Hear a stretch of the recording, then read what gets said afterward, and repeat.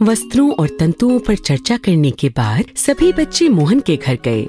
मोहन के पिताजी कपड़ा बनाने की फैक्ट्री में काम करते हैं। सब बच्चे उनसे मिलने के लिए बहुत उत्साहित थे।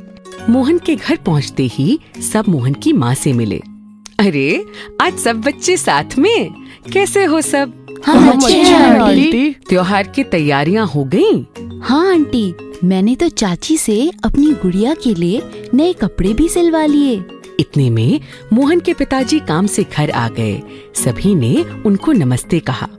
अरे बच्चों, आज सभी को एक साथ देखकर बहुत अच्छा लगा। पिताजी, हम सब आपसे ही मिलने आए हैं। हमें कपड़ों के उत्पादन के बारे में कुछ जानना है। हाँ अंकल, हम जानना चाहते हैं कि कपड़ा बनता कैसे है। आपकी फैक्ट्री में कपड़ा बनता है ना? हाँ सुनैना, मैं अभी फैक्ट्री से ही वापस आ रहा हूँ। मुझे अच्छा लग रहा है कि तुम सब कपड़े के उत्पादन के बारे में जानना चाहते हो। अच्छा, पहले बताओ, क्या तुम्हें मालूम है कि कपड़ा किस चीज से बनता है? हाँ अंकल, चाची ने मुझे बताया कि कपड़ा तंतुओं से बनता है और ये तंतु हमें पौधों और जीवों से मिल सकते हैं। अरे वाह सुनैना, बिल्कुल सही कहा। और यह तंतु विभिन्न प्रकार के होते हैं जिनसे अलग अलग तरह के कपड़े बनते हैं। हाँ अंकल, जैसे सूती, जूट, ऊनी, सिंथेटिक इत्यादि। तुम सबको तो बहुत कुछ पता है। बच्चों, जहाँ मैं काम करता हूँ वहाँ सूती कपड़ा बनता है, तो मैं तुम सबको सूती कपड़ा कैसे बनता है इस बारे में विस्तार से बताता हूँ, ठीक है? जी अंकल। सूती कपड़ा रुई से बनता है। हमारे देश में बहुत सी जगह पर कपास की खेती होती है। कपास के पौधों में से रुई को चुना जाता है, फिर उनके तंतुओं को निकालने के लिए उन्हें ओटा जाता है। इस प्रक्रिया को कपास ओटना कहते हैं। एक बड़ी कंघी जैसे यंत्र की मदद से रुई को ओटा जाता है। पहले लोग हाथ से यह काम करते थे, पर आजकल मशीनों द्वारा भी यह काम होता है। फिर तंतुओं से कपड़ा कैसे बनता है? बताता हूँ बच्चों, सब बताता हूँ। 1 मिनट रुको। मोहन की माँ वहीं पास में दिए सजाने की तैयारी कर रही थीं। मोहन के पिताजी उनसे रुई का गोला ले आते हैं और बच्चों को दे देते हैं। बच्चों, ये लो रुई का गोला।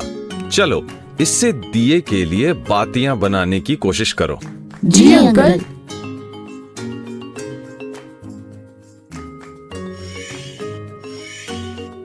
जिस तरह तुम सबने रुई को हाथों के बीच मसलकर धागा बनाया, उसे कातना कहते हैं। रुई के रेशों की कताई करके उसके तागे बनाए जाते हैं। जब बहुत सी कताई करनी हो तो ज्यादातर हम मशीनों की मदद से यह कर पाते हैं। एक बड़ी सुई जैसा यंत्र, जिसको तकली कहते हैं, उससे रुई को तागे में परिवर्तित किया जाता है। तागे बनने के बाद उनसे कपड़ा बुना जाता है। बुनाई? जैसे मेरी दादी मेरे लिए स्वेटर बनाती है, उस तरह? बिल्कुल सही कहा सुबीर। बुनाई 2 प्रकार की होती है। क्या तुम सबने कभी एक चटाई को गौर से देखा है? हाँ अंकल, चटाई तो सरकंडों को जोड़कर बनाई जाती है। सही कहा सुनैना। जिस तरह चटाई में तुम सबको सरकंडों का जाल दिखता है, उसी तरह तागों का जाल बुनकर कपड़ा बनाया जाता है। एक एक तागे को लेकर जाल बनाना? ऐसे तो कपड़ा बनने में बहुत समय लगता होगा। नहीं सुबीर, इस तरह की बुनाई करने के लिए एक यंत्र, जिसे करघा कहते हैं, उसका इस्तेमाल होता है। इस यंत्र को हाथों से भी चलाया जाता है और ये मशीनों से भी चलाया जा सकता है। अच्छा, तो इस यंत्र से कपड़ा जल्दी बनता है? जी हाँ। धन्यवाद अंकल, मुझे बहुत मजा आया वस्त्रों के बारे में यह सब जानकर। मुझे तो पता नहीं था कि जो कपड़े हम पहनते हैं वे इतने छोटे तंतुओं से बनते हैं। बच्चों, इतना ही नहीं, हमारे बापू यानी गांधी जी ने तो इस धागे और खादी के दम पर अंग्रेजी हुकूमत को बहुत कमजोर बना दिया था। वो कैसे पिताजी? बापू ने खुद अंग्रेजी कपड़ों का बहिष्कार कर दिया था और अपने चरखे से जो कि धागा काटने के काम आता है, अपना धागा बनाते और उन धागों से बने खादी के वस्त्र इस्तेमाल करते। पूरे देश में तब स्वदेशी की लहर दौड़ गई थी और सबने अंग्रेजी कपड़ों का बहिष्कार कर दिया था। क्या बात है, अंग्रेजों के तो छक्के छूट गए होंगे। मजा आ गया पिताजी ये कहानी सुनकर। मैं इसके बारे में विस्तार से पढ़ूंगा। चलो बच्चों, आज बहुत सी बातें हो गईं। गर्मा गर्म खाना तैयार है।